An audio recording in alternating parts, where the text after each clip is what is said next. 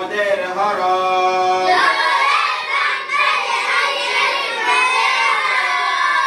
মদের হরফ হইলে ডান দিকের হরকতের উচ্চারণ কয় আলিফ টানিয়া বলিতে হয়। যেমন আচ্ছা প্রথমে দেখো কি আছে তা জবর তা এটা কি তা জবর তা কি হরকতের উচ্চারণ কিভাবে পড়তে হয় আসছে খালি আলিফ আসছে কি আলিফ আসছে কয় আলিফ টেনে পড়তে হবে